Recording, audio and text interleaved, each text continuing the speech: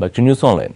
రేపు జగన్ దీక్ష జరుగుతుందా లేదా? తాజా పరిణామాలు చూస్తే ఇదే అనుమానం కలుగుతోంది. ఆత్మహత్య చేసుకుంటామనే వారికి అనుమతి ఎలా ఇస్తామని ప్రభుత్వం అంటూ ఉంటే ప్రత్యేక హోదా కోసం ప్రాణాలు సైతం లెక్క చేయమంటోంది వైసీపీ. ఇలా అధికార విపక్షాల మధ్య మాటల యుద్ధం సాగుతుండగానే విషయం కోర్టు దాకా వెళ్ళింది. ఎప్పుడేం జరుగుతుందోననే ఉత్కంఠ కంటిన్యూ అవుతోంది.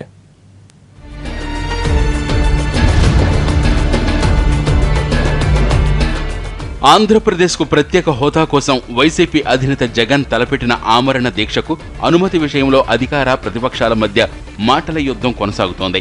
6 గుంటూరు ఏసీ కాలేజీ గ్రౌండ్స్లో దీక్ష చేస్తామంటోంది వైసీపీ. ట్రాఫిక్ రద్దీ ఉండే ప్రాంతంలో దీక్షకెలా అనుమతిస్తామని ప్రభుత్వం అంటోంది. చనిపోతామని దీక్ష చేస్తే ఎవరైనా ఎలా అనుమతిస్తారని సీఎం చంద్రబాబు నిలదీశారు. దీక్ష చేయాల్సింది ఏపీలో కాదని ఢిల్లీ పెద్దలను కలిసి ప్రత్యేక హోదా కోసం పోరాడాలన్నారు.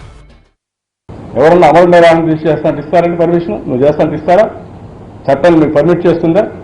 అంటే గవర్నమెంట్ అటాక్ చేయాలి. అమలు నిరాహార దీక్ష చేస్తాను అప్లికేషన్ పెట్టొచ్చునా? అంటే చనిపోతావంటే పర్మిషన్ వాళ్ళ గవర్నమెంట్.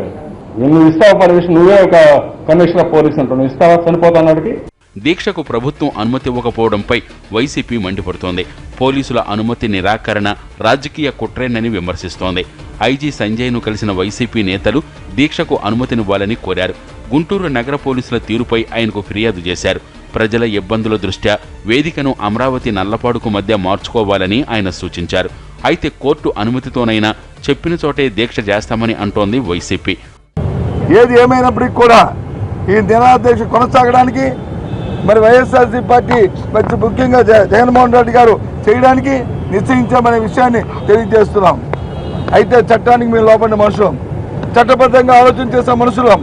ఏదైతే వాళ్ళు చట్టపరంగా నిరాహార దీక్ష చేయడానికి వీల్లేదన్నారో ఆ నిరాహార దీక్ష చేస్తాము, చట్టపరంగా మాకు హక్కు ఉంది అని చెప్పి మరి కోర్టుకి వెళ్ళి కోర్టు న్యాయస్థానం నుంచి ఆదేశాలు వచ్చిన తర్వాత ఆ నిర్ణయం చేయడానికి ప్రజాస్వామ్యం చేయడానికి మరి పార్టీ నిర్ణయించిందనే విషయం. ప్రత్యేక హోదాపై ప్రతిపక్ష నేత దీక్షకు మరి కోర్టు అనుమతిస్తుందా? జగన్ దీక్ష ఎక్కడ చేస్తారు? ప్రభుత్వం ఎలా వ్యవహరిస్తుంది?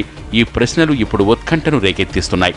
ఈ వ్యవహారంలో ఈ రోజు క్లారిటీ వచ్చే అవకాశం ఉంది.